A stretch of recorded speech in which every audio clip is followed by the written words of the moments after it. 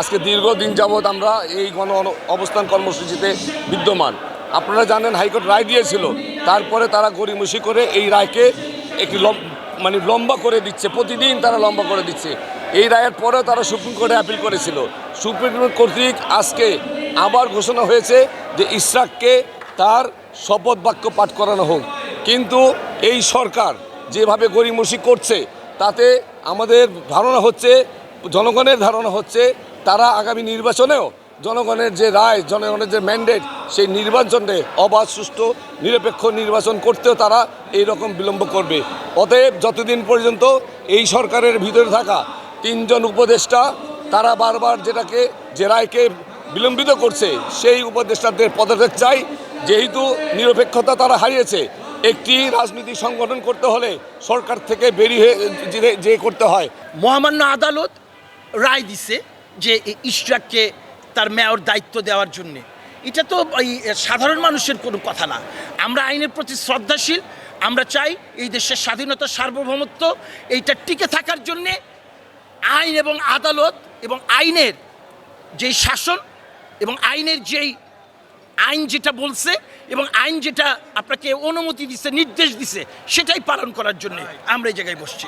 আমরা প্রথমে জনতার রায় পেয়েছিলাম সেই 2020 সালেই। জনতার রায়ের পরে আদালতের রায় থেকে আমরা গণপ্রজাতন্ত্রী বাংলাদেশ সরকারের নির্বাচন কমিশন কর্তৃক গ্যাজেট হয়েছে। গ্যাজেট হওয়ার পরেই আমাদের শপথ হয়ে যাওয়ার কথা। কিন্তু অত্যন্ত দুঃখ এবং পরিতাপের বিষয় যে গণপ্রজাতন্ত্রী বাংলাদেশ সরকার কর্তৃক গ্যাজেট হওয়ার পরেও আমাদের জনতার মেয়র, আমাদের জনপ্রিয় মেয়র ইঞ্জিনিয়ার ইশরাক হোসেনের শপথ এখন পর্যন্ত হয় নাই, যেটা অত্যন্ত দুঃখজনক, অত্যন্ত কষ্টকর, যেটা ঢাকাবাসী মেনে নিতে পারছে না।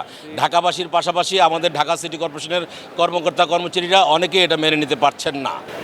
সংঘবদ্ধভাবে দীর্ঘ প্রায় আজকে 14 দিন আমাদের আন্দোলন চলতেছে শুধু শপথকে নিয়ে।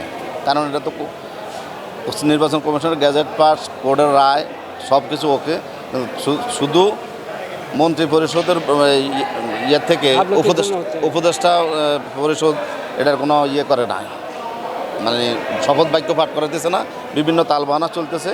আজকেও কিন্তু কোর্টের রায় গেছে। আমরা আইনকে শ্রদ্ধা করি, মহামান্য আদালতকে সম্মান করি। মহামান্য আদালতের নির্দেশনা মোতাবেক যা করার প্রয়োজন শপথ তাই করতে হবে, এটার কোনো বিকল্প নাই। কেউ আইনের ঊর্ধ্বে না, সবাইকে আইনের আওতা যাইতে হবে। কারণ এটা কোর্ট কন্ডেম মামলা হবে। কোর্টের বিষয়গুলা যদি কোর্ট না আমি মানি, আমার বিরুদ্ধে আইনের